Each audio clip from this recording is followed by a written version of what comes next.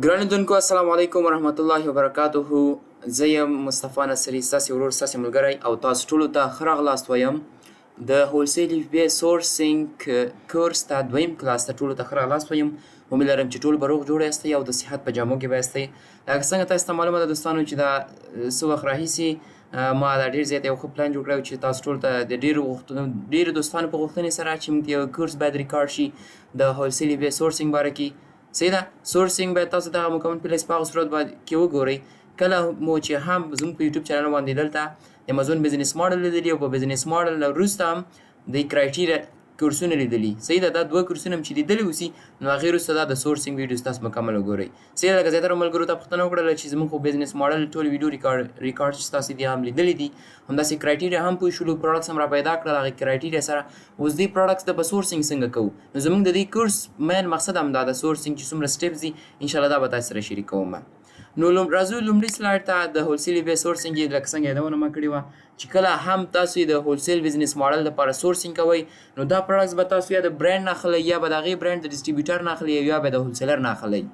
صحیح ده، چې کله هم ته د برانډ ډسټریبیوټر نه هولسیلر نه پروډکټس اخلئ، لکه زیاتره په امازون کې داسې پروډکټس دي چې یو پروډکټس به تاسې چې کله هغه پروډکټ اسین ځان دپاره راواخلئ، اسین خو بر څه ته پته انشاءالله، هغه اسین چې ته راواخلئ هغه چې کله د امازون سیلر سنټر کې ته ایډ پروډکټ ته کله کلیک کړې نو هغه ته راځي لکه څنګه تاسو ته ما ویلي مول چې یو ګیټډ پروډکټ یو ان ګیټډ پروډکټ دی. صحیح ده، کوم چې ګیټډ پروډکټ دی هلته به تا ته لیکي چې اپلای ټو سیل. څه باید ته لیکي هلته به درته لیکي چې اپلای ټو سیل. اټ مینز چې ته باید د دې پروډکټ اجازه نه لري چې دا ډایرکټ ته سیل کړي. ته باید هغې پروډکټ دپاره د هغه پروډکټ انوایسز به اپلوډ کوي، داسې نور ډاکومنټس درنه غواړي چې کله ته یو پروډکټ ګوره دوه قسم پروډکټس موږ ته راځي په امازون کې. صحیح ده، یو پروډکټ به تا ته راځي چې سیل دیس پروډکټ، ته ډایرکټ دا سیل که هغه ته لیسټ وکړه او ستا به سیلینګ شروع شي چې کله انوینټري د امازون ته ریسیو شي. او یو پروډکټ داسې راځي تا ته وایي چې اپلای ټو سیل، چې کله اپلای ټو سیل شي تا نه دغه ریکوایرمنټ غواړي. صحیح دی، یو به ته ورته انوایس اپلوډ کوې چې د دوی ورځ اوسي دومره وخت تا ته درغلی، باید ستا نیم پکې اوسي هغه انوایس کې، ان ایډرس میچینګ د انفارمیشن یور سیلینګ اکاونټ چې ستا د سیلینګ اکاونټ په کوم ډاکومنټس باندې جوړ ده باید په انوایس کې په هغه دستورو دا لیکل شوي چې واقعا دا مصطفی له ما څخه دغه انوینټري اخیستې ده، په دغه ورځ باندې په دغه پیمنټ یې ماته کړې، دا پکې باید منشن وي. صحیح ده، انوایس څه ته وایي دا هم درته وایم. باید پکې یو ایډرس د مینوفیکچر منشن یا د ډسټریبیوټر منشن چې دی هغه ډسټریبیوټر نه تا اخیستې کوم ځای کې ده. صحیح ده، باید هغه انوایس کې کم څه کم یو 10 یونټو ذکر شوی چې دومره انوینټري ما نه دی اخیستې ده، چې کم څه کم یو 10 یونټو اوسي. دا پکې آپشنل ده. ګوره داسې لیکل چې پلیز نوٹ دیٹ وی may verify your submitted documentation by contacting products vendors you identify in your application. صحیح ده، بیا چې کله دوی ته دا فارم ته هر څه ورته هغه کې اپلوډ کړي، انوایس یې دې ورته اپلوډ کړي، سلیکټ فایل به کې هغه انوایس به ورته PDF کې اپلوډ کړي، نو بیا هغوی دا انوایس ګوري.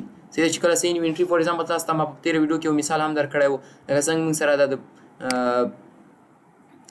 د نایک برانډ یو مثال مې درکړی و، لکه څنګه چې پروډکټس دي د هغه برانډ مین ویب سایټ نه به پرچیزینګ کوي، چې کله پرچیزینګ وکړي تا ته انوایس درکړي. انوایس څه ته وایي؟ انوایس یو ډیجیټل رسید اوسي، ډیجیټل رسید اوسي چې هغه انوایس کې لیکل شوي د ستا ایډرس پکې لیکل شوی، ستا نوم پکې لیکل شوی او د کوم ځای نه چې تا پرچیز کوې د هغې نفر د مینوفیکچر د برانډ ډسټریبیوټر معلومات پکې ټول لیکل شوي اوسي. بل دا لیکل شوي اوسي چې دومره انوینټري ما نه دی اخیسته ده، په دې پرایس باندې څومره فی دې مکمل راځي، آیټم ډسکرپشن یې لیکل شوي. صحیح ده، لکه یو ډیجیټل رسید، لکه کوم غټو مارکیټونو کې چې موږ هلته سودا واخلو نو موږ ته یو انوایس راکوي، داسې هم دا انوایس موږ چې کله امازون کې غټه انوینټري واخلو د برانډ ډسټریبیوټر نه نو دا بیا موږ نه مخکې چې امازون باندې دا پروډکټ موږ ریسیل کوو د امازون دی به هلته موږ نه غواړي. صحیح ده، انوایس خبره. امید ده د انوایس موضوع باندې کلیر پوه شوي یاستئ، اسانه دومره سخت نه ده. بیا زیاتره انوایسونه داسې هم کیدای شي چې هغه په امازون کې اکسپټیبل نه دي، امازون د پالیسي سره جوړ نه اوسي. صحیح ده، انوایس خو دومره سخته نه ده، فوټوشاپ او السټریټر په دې کې روډراک دې کې هم جوړیږي، نو دې کې خپل هغه اوسي، یو خپل سټامپس اوسي په د امازون د برانډ د خوا نه چې کوم برانډ ته پرچیزینګ کړی و دا خو ګوره زه هم درته جوړی شم، یا فوټوشاپ یا السټریټر یا روډراک جوړیږي.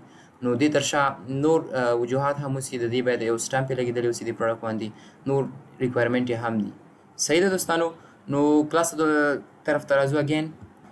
صحیح ده دوستانو، یو اګین به درته ووایم، ګوره چې زه هر یو ټرم تاسو سره صحیح ایکسپلاینینګ، هر یو ټرم سره ښه صحیح ایکسپلاین کوم، نو کوشش وکړه دغه سورسینګ کلاسونه ستاسو په هغه وخت کې دا کورس تاسو هغه صورت کې یادېږي چې دې نه مخکې هغه نورې ویډیوګانې تاسو یادې کړي، نو دا ویډیو به په هغه صورت کې تاسو سره ډېر زیات هیلپ کولی شي.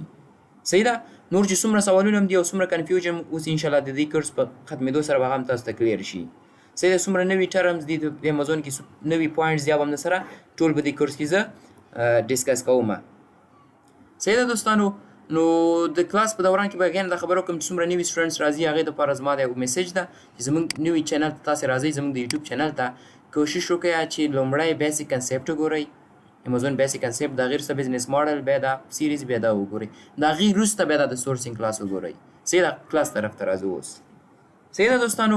خبره مې ته وکړه چې کله تاسو دوه قسم پروډکټس تاسو ته راځي، یو به تاته راځي د امازون خوا نه، یو به تاته لیکلي چې اپلای ټو سیل. نو اپلای ټو سیل کې به ته څه کوې، هغه پروډکټس ته به انوایسز ته امازون ته اپلوډ کوې چې هغه د اتنټیک اتورایز سپلایر نه چې تا هغه انوایس یې ورته راخیستي. او یو راځي سیل دیس پروډکټ ته راځي. صحیح ده. مس سپیلینګ ده، سوري فور دیټ. سیل دیس پروډکټ هغه انګیټډ پروډکټ ته موږ وایو. نو دې کې ته ضرورت نشته چې ته د برانډ او ډسټریبیوټر انوایس دلته اپلوډ کړي، ډایرکټ ته. نو باید هغه پروډکټ ته اصلي کوالټي کې اوسي. چې کله دا هر څه انوایس دې اپلوډ کړي انګیټډ پروډکټ بیا ته دې پیج ته راځي. صحیح ده. نو دې پیج ته به تاته اسکې راځي، دا پروډکټ پرایس به ته ورته منشن کوې، بیا به کنډیکشن ته نیو کړي، نو بیا به امازون ویل شیپ. دا مکمل پروسس ده د دې. صحیح ده دوستانو. او اګین دوستانو خبره هم کوم، ګوره امازون ډېره عجیبه پالیسي ده چې کله هم یو نوی سیلر امازون ته راځي نو امازون هغه باندې ډېر ریسټرکشن لګولی. صحیح ده. نو زیاتره ډېر پروډکټ هغه ته ګیټ اټ وسي، نو هغه باید د هر یو پروډکټس انوایسز اپلوډ کوي. چې کله امازون سره ته هیسټري جوړه کړي نو امازون ته باندې دوباره جوړ شي چې واقعا دا نفر دا سیلر به امازون باندې دوکې نه کوي، نو بیا تا د ګیټ اټ پروډکټ هم انګیټ اټ کوي په هغه صورت کې چې ته امازون کې خپله هیسټري جوړه کړي. صحیح شو دوستانو. امید له په دې درس باندې پوه شوي یاستې. ګوره سم ویلي ګیټ اټ انګیټ پروډکټ سم ویلي، انوایس مې درته ایکسپلین کړه. بیا به داسې داسې ریکوایرمنټ دلته به خپل انوایس سلیکټ فایل باندې هغه اپلوډ کوي به دلته چې ته هغه لیسټینګ کې ته الاو شي، بیا همداسې ستا پیج در سره راځي. انشاءالله لږ لږ دغه کورس به ډسکشن به کوو. لینت ویډیو به نه ریکارډ کوو، په دې چې لینت ویډیو دومره څوک نه ګوري، دې ویډیو نه ګوري، شارټ شارټ ویډیو به ریکارډ کوو. انشاءالله ډېر څه به پکې ایکسپلین کوو. امید لرم چې په درس باندې پوه شوي یاستې. په کوم ځای هم نه یې پوه، کوشش وکړئ له ما څخه په کمنټ سیکشن کې پوښتنه وکړئ. خپل کوشش کوم چې د ټول نه ښه ځواب تاسو درکړم. مننه کوم. تر بلې ویډیو الله حافظ. اګین یو خبره کوم، ټول ویډیوګانې ځان سره نوټ کوئ. نوټ کوئ په یو نوټ بک کې ځان سره لیکئ چې کله ما نوټ بک کې ولیکلي اګین هغه ریویو کړئ، بیا به تاسو سره ښه ذهن کې دا کښېنوسي، بیا به له دې یاده نه وځي. ډېره مننه.